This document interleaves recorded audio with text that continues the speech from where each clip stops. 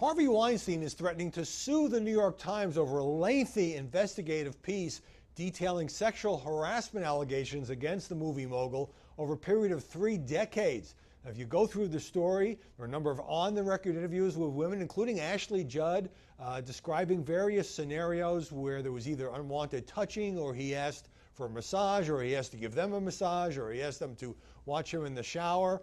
This is a guy, of course, who is kind of a Hollywood hero, who has been the producer of many famous and successful movies. And in the New York Times story, statement from Weinstein apologizes for his behavior, says he needs to do better, says he's working with therapists, says he's taking a leave of absence, and then he turns around, gives an interview to the New York Post, accuses the Times of reckless reporting, and threatens to sue. So what's up with that? Well, there obviously are certain disputes over some of the details. For example, there's a former female executive at the company who wrote a detailed memo obtained by the Times, which has a lot of information about alleged incidents shared by other colleagues or former colleagues. And Weinstein points out that she later withdrew that memo and reached her own settlement. So it's that kind of thing. But obviously, Harvey Weinstein is trying to save his career. He's engaged in damage control. So what you do in those situations is you blame the media. So one of the things that Weinstein told the New York Post was that the Times only gave him 24 hours to respond. Not true. A Times spokeswoman telling me that he had 2 days to respond, that he was provided with all the information about the various accusations from various women.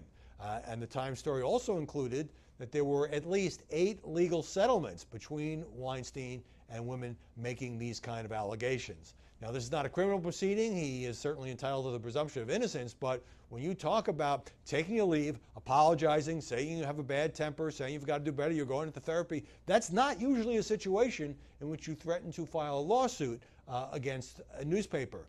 And clearly, the Times devoted a lot of energy, time, resources to nailing this down, and it's not just a bunch of anonymous sources. You have, in one case, prominent woman Ashley Judd coming forward. You have the Times interviewing other women who the women who are alleging the harassment spoke to at the time, who were kind of like corroborating witnesses.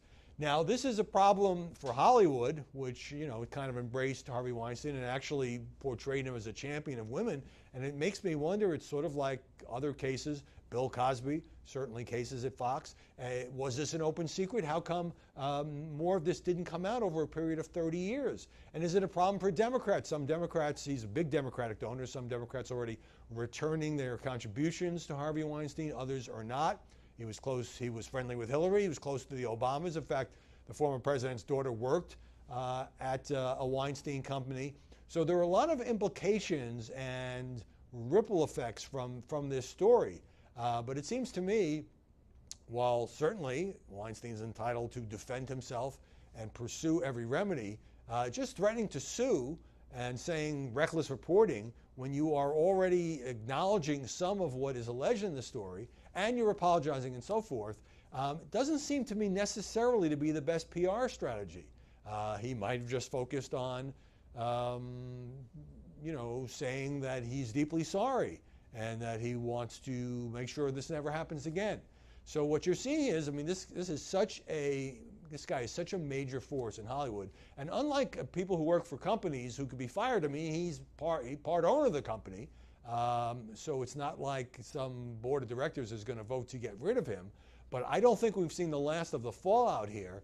And this is either an example of really dogged investigative reporting by the New York Times, or the burden is on Weinstein to prove that it was something else.